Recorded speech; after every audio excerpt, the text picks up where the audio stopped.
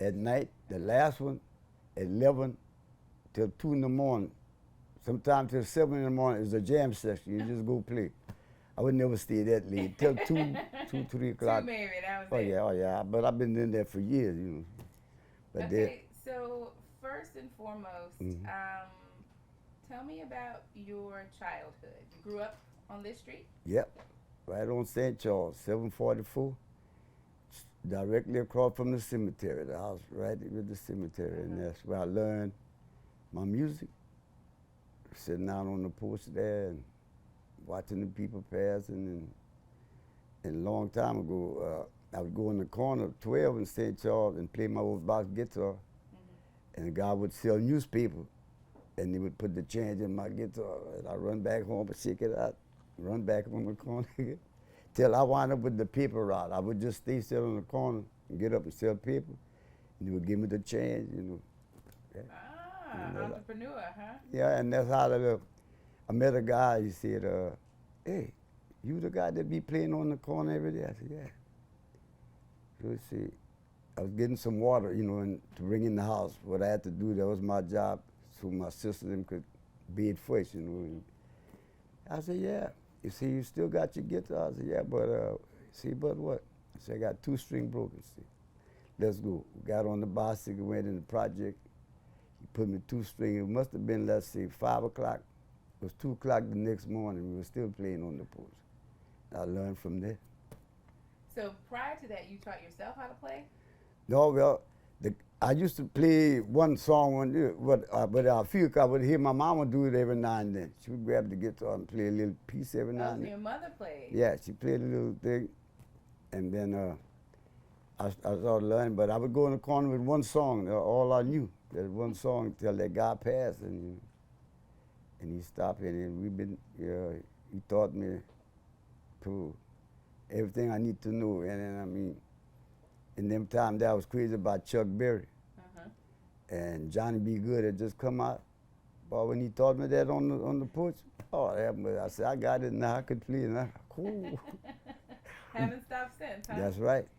So your mother played, but was your entire family, or is your entire family musically inclined? No. And then, but the first guitar I got was from my uncle. Every year when school closed, we'd go to Louisville for 1 week and come back to pick cotton till school open. But one year I went there, he's blind, you know, and he was sitting down in the living room. He said, "Alton," that's how you call him, that's my name. He said, "Take this back with you. You might be able to do something with that." A harmony guitar. He must have put something on it too, because on the way back when my dad picked us up, I was playing something. It was sounding like good to me. So I just kept it up after that. So about how old were you when you first started playing? 11. 11. Then at 14, I started playing professionally. And I had a band in 1959 called the Jive Five. It was 5 of us, 5 little bitty thing, and then went on. In 1960, I built my band 17-piece, Lil Buck and the Top Cats. And matter of fact, the great Buck Wheat was my keyboard player in them times. It was nice. So where did the name Lil Buck come from? Ooh, that's a long story. I'll tell you though. So we were looking for a name for the band. And the guy knew a nun in Grancato, and we went to play there and they invited some children to come hear us play, try to find us a name. But them guys, they were older than me, knew a bunch of the young girls that went to their school. So when we finished playing, they got down off the stage and went talk to some girl, and I stayed. So one of them said, "What about Buckwheat? He don't want to get off the stage and talk to her?" And they start calling me Lil Buck from there, yeah. Not Buckwheat, they always, but they stayed Buckwheat, but they start calling me Lil Buck from there.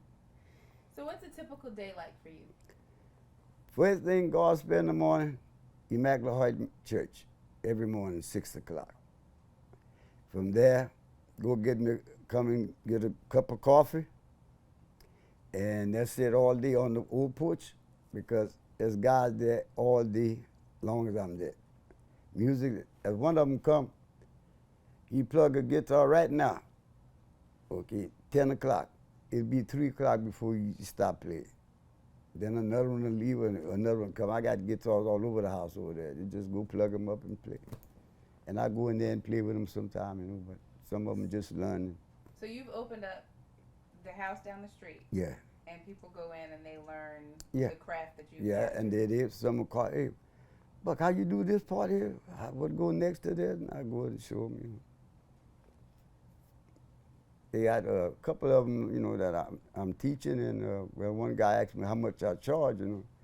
I said, nothing, man. They didn't charge me to teach me, so just come. So is that your way of making sure the music that you know and love continues? Yeah, yeah. And then I had one guy was very good, little young guy. He must have been about maybe 12 years old, but his daddy job transformed him, and I never heard from him. He was good, very good. So since you first started playing, music has changed quite a bit. What do you think of it now? What type of music? See, what type of music? You talking about blues, rock and roll, zydeco, this and that? What's your favorite type? Blues. Blues. Yeah, and I like to do the 50s and 60s, you know, and blues and stuff like that. But like zydeco, I did like 15 years with Clifton Chenier, you know. With Clifton, with Rockin' Doocy, Buckwheat, Furnace. Well, all the people, Furnace, all of them. I recorded with almost everybody here that plays zydeco, you know. And without that, too, you take like, I don't know if you remember them guys, like Ernie Kiddo and all that. So I play with them all, man. I was writing the other day, 32 different band or people that I backed up, you know.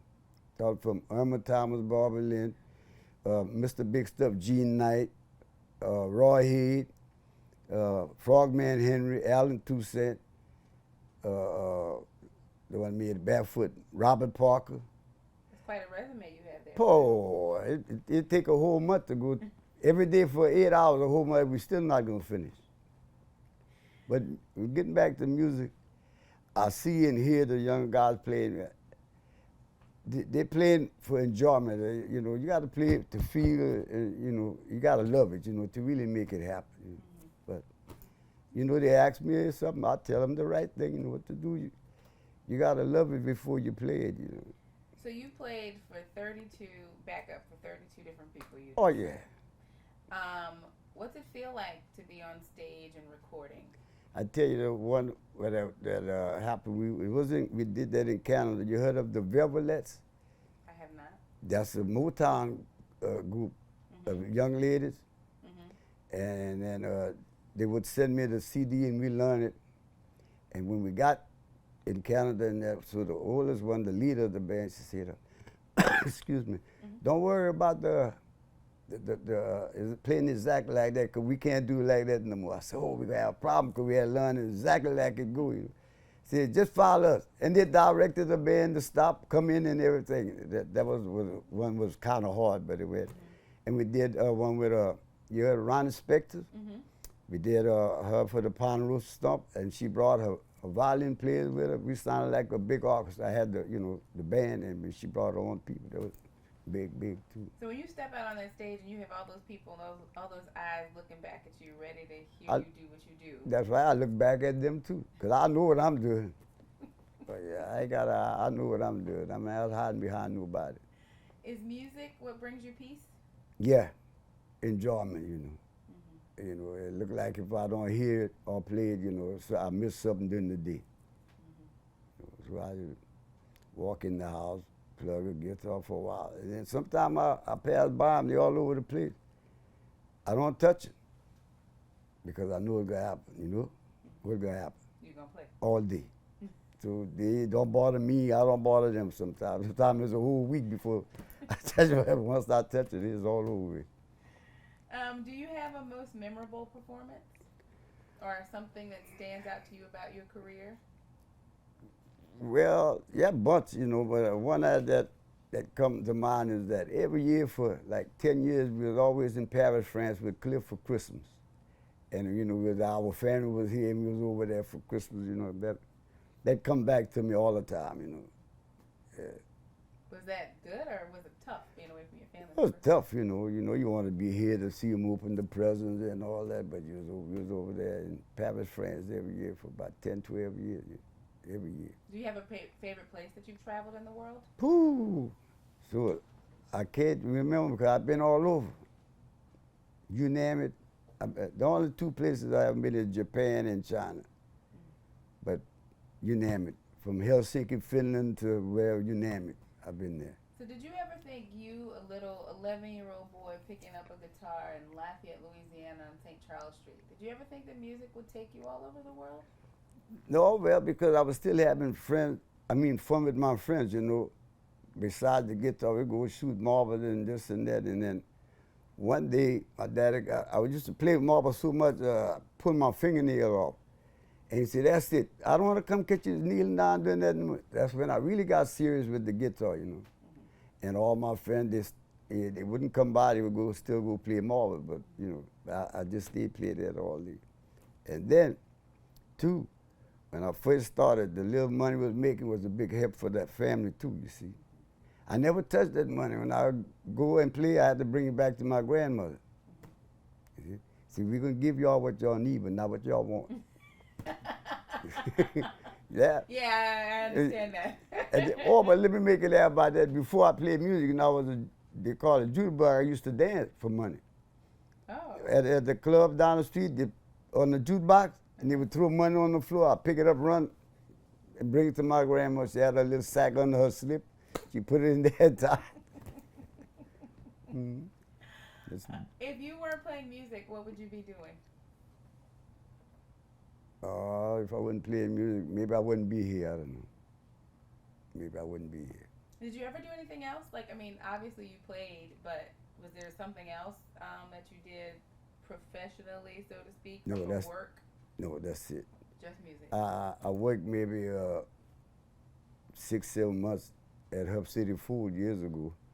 I was buffing cars and stuff. Mm-hmm. And then one time I worked and that machine got away from me and twisted my arm, hurt my arm, and that was it. That was it.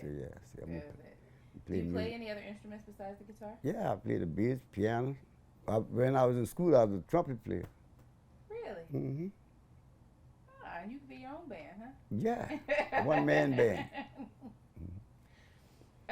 Do you have any musical icons? Well, they're all deceased, you know, but I always wanted to meet B.B. King. Mm-hmm. And it just so happened one year in France, it was the Night of the King. It was B.B. King, Albert King, the King of Zydeco, Clifton Chenier, and the other one that made Stand By Me. Oh, I don't know. What his name was? Benny King? Benny King, mm-hmm. Right? And so after we finished playing, B.B. King came on, and I was sitting in a big dressing room with some monitors, and he turned around and said, "Hey, Clifton, send your little guitar player up here." You know? Oh, man, boy, I hurry up and grab my guitar. I was shaking, boy. He put me stand up right by him, you know. He said, "All right, young blood, let's go." And he kicked off a song, and I said, "Now let me hear you play." I started playing. I was going faster than the music, but I was playing. I was shaking, boy. I couldn't sleep for 2 days, you know. Oh, yeah. Oh, that is fantastic. Oh, yeah. Not only did you meet him, but you got to play with him. Play with him that young. Then I met him a bunch of time after that, you know. Mm-hmm. I go sit down with him in his dressing room. But that particular, I didn't know that. I was just sitting down watching him, waiting for him to come on. And he did 2 songs, and he got on my, "Clifton, send your little guitar player up here with me." Boy, I grabbed my guitar. I was shaking, boy. I went there, I put the plug in, and he counted off, and he kicked it off. Then he said, "Now let me hear you play." I started playing. "Yeah, you're right. That's it. That's it." Do you have a favorite song? Yeah, way back, you know, by Jimmy Reed. Because I like the song because it make me laugh when I hear it. What's the name of the song? On my little girl on her way back to school. You see, I got a little girl, she was on her way to school. She learned reading and writing in arithmetic. That's right, I would hear that, I would bust out laughing. She learned reading and writing in arithmetic. You grew up as a young man in South Louisiana in a very trying time. Oh, yeah. For black people specifically. It was bad, but. What do you think about where we are now? Oh, that's a big jump, man. And, you know, because I remember when we'd be sitting on the porch if my dad was off. He couldn't get off the street until like after 3 when the other people get off of work. You know, you couldn't just go ride around or walk around. But he would sit down and talk with me all the time. You know, what to do, what not to do, and all this and that. Did you have any difficulty when you were playing? No, not nothing to you know, that really put me down on that. You know, and just that one time, well, Clifton Chenier, he told me, he said, "Hey man," he said, "if you don't learn how to play the blues a little bit better than that, I'm gonna have to let you go." I said, "All right."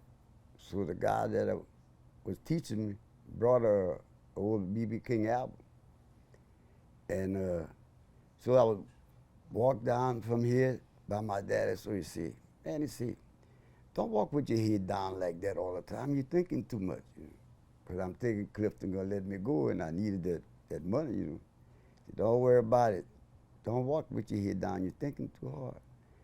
And then the following Monday, we played at the Blue Angel. And when he called me to play, he said, "That's what I'm talking about. Now you're playing the blues." He said, "My music called for blues, you know. Not Zydeco is blues, you know." Yeah. So that was a scary time. I thought I had lost the job there. But before that, with Clifton, I was home sleeping. I probably was about 11, yeah. My dad came, "Come on. What? We got to go play with Clifton Chenier." I said, "Who's that?" "Come on." But he grabbed my amplifier and my guitar. See the Truey, he used to call that Walnut. And there's a club there named William Club. And Clifton was playing there. First time on the stage, it was with him. And boy, we played. My hand after we finished was hurting. And he gave me $8. I forgot my dad. I ran back home. My dad stayed at the club. He brought the guitar and the amp back, but I left him over there. I ran back home with them $8. $8 was like 800. What? For you Oh at 12, yeah, right? yeah, oh yeah. Oh, I ran back home. I left him at the club. Is there anything in your life you wish you could change? Just everyday speaking, you know, if I could change the attitude that people have right now, you know, it's not good. People attitude, you got to be more giving and more, you know, I don't know, it's like all for themselves. They're not trying to help. Right, because when you grew up, neighbors helped neighbors. Oh yeah, my mom and them would go make a quilt the whole street with them. Ladies be there with their big needles and stuff. And my dad would do a hog. All the men come with their knife. They do the hog. The ladies do the Buddha hand. The men do the crackling. All right there. You know, the whole street would wind. Now there, you know, it's on your own now. Yeah. What's your favorite food? Oh yeah. Well, number one, I like black eyed peas for sure. I like that. And I like chicken wings. Yeah. And like steak and all that, I don't eat that. I just, a turkey neck, that's my kind of stuff. Yeah. Oh yeah. Some black eyed peas and Yeah. chicken wings. Oh, Sound yeah. like a good meal. Oh yeah. Oh yeah. What's But I like to season it myself. Oh, you do it yourself? Oh, So you yeah. cook? Yeah, oh yeah, I cook. You the chef in the household? No. When I eat what I want, I go get it and I cook it myself. Ah. Yeah. What's your favorite part about living here? Where, You could have lived in anywhere Louisiana? in the world. And staying in Lafayette. Well, that's it. I wouldn't want to live nowhere else, you know, because my routine is daily, you know, and I, you know, just can't wait to wake up in the morning and do what I start from yesterday. If I didn't finish something today, I'll finish it tomorrow. Do you have an idea of what's a perfect day for you? Perfect day, play a little music, do a little yard work, drink a little Bud Light, and talk trash all day long with the guys. They start leaving one by one around 5, 6 o'clock. They start going one by one. Before they go on, the whole gang is 9, 10 o'clock at night. Is there something that you're bad at that you're just not good at? No, man, I'm good at everything I do. Oh, yeah. And everything I do good, too. There you go. Oh, yeah. Is there a saying that you live by? Huh? Is there a saying that you live by? Wake up and thank the Lord. That's number one. And whatever He got in store for you today, do it. Let it be done. That's right. If somebody called me, man, my car stopped by Northgate Mall, I need a boost, I'm coming. I'm going. Yeah, stuff like that. So you are a musical icon yourself. I asked you about who you liked as a musical icon, but you're a musical icon yourself. Mm-hmm. But at heart, you're still that same little boy growing up on St. Charles? Yeah, that's it. That come with me. That's automatic. I'm never gonna be no different, And some people say, "Oh man, walking around in old blue jeans and broke ass." That's me, man. Mm-hmm. Now you see, right now I'm fixing to do my garden. I do a big garden every year at the old house.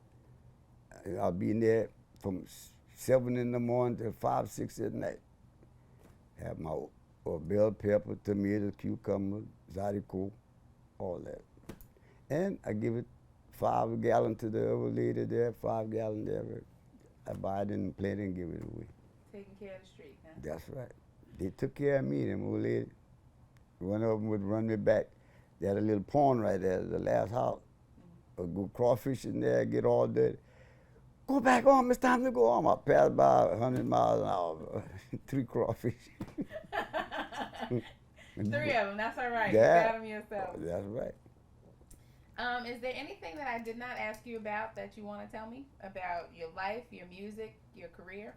Well, the only thing I can see, as long as my mind there and them fingers working, I want to keep on. There's no stopping. I hope not. Well, when I stop, that'll be the end of it, but I hope it's not soon. When people hear you, what do you hope they get from what you do? When they hear me, I hope they feel like me. And how do you feel? I feel full of love, happiness when I'm playing, And then I was telling that to a guy just the other day. The closer the people to me when I'm playing, the better I play. When they way back there sitting down and all that, I like them to be right on me. I want you to see and hear what I'm doing. It's coming from me. Yeah. We're good. I'm gonna get all right. Y'all talking. Mm-hmm. Can we go down? So this is the porch where it all started, right? Yeah. Well, on the side of the house, we used to have our amplifier that would run a little extension cord through the window, and we would sit and play right here when the electric stuff, So did the neighbors ever complain about you making? Oh, they all be in the yard. Before that cemetery, they had houses there. They would all be in the yard, bro. All the men would be in the back drinking beer. But the ladies with the children be right here. My mama would turn that ice cream. They'd be sitting down eating that while we be playing. It's all started right here. Yep. So when you sit on that porch right there. Oh, the feeling is there, bro. What's the feeling? Huh? They want me to play. That's why I say to them people, say, man, you got all that noise here all the time. Man, my mom and dad and grandma want me to play. So don't tell me nothing about it. If you can't stand it, go to your house, to my house. So now, when you play now, and you're here and you sit on the porch, what does it feel like today? Oh, the chills, bro, look. Oh, yeah. Soon, and then, with their pictures in the house and stuff.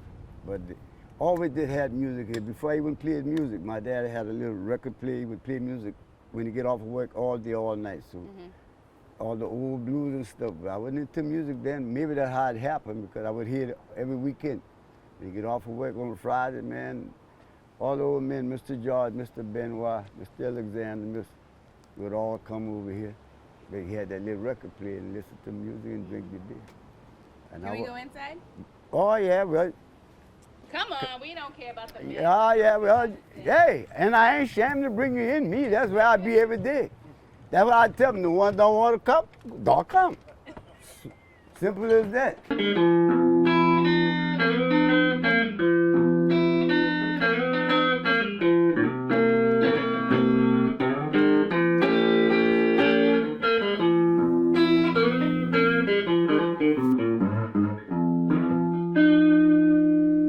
First song I learned on the guitar there.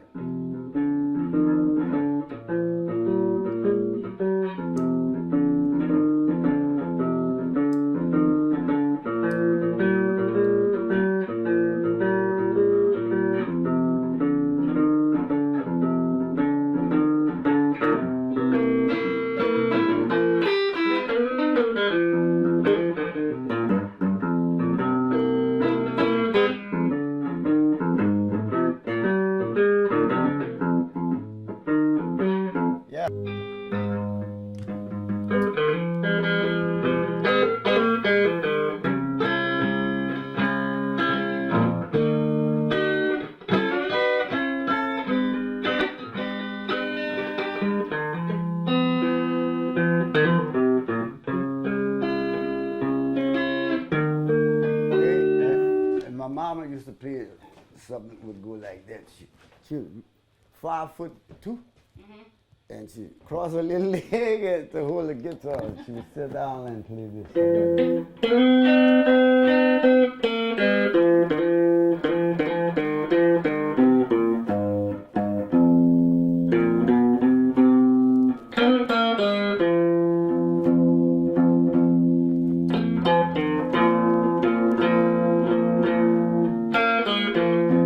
They say, "Ooh, my finger right there." And you start back. Have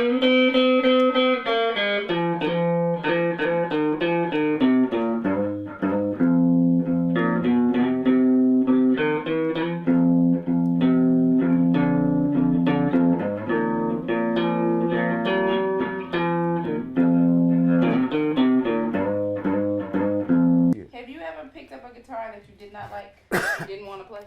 Oh, when I look at them, I know the ones I want to play already. If I don't want to just grab anybody's guitar. You know how people, I bring my own, so I don't have no excuse. So they can say, "Oh, you messed up because of the guitar." No, I ain't messing up. I bring my own. So is this your favorite one? Yeah, that's the one that made me. And how long have you had it? That's a 1954. Wow. See, but in that year, 54, it came in sunbush. It didn't come that color. It was all white, but I had it painted like that. But through the years with the smoke and stuff, see how white that is. That's what's it. Oh, yeah. To the club and all, it turned yellow. But that's the baby there.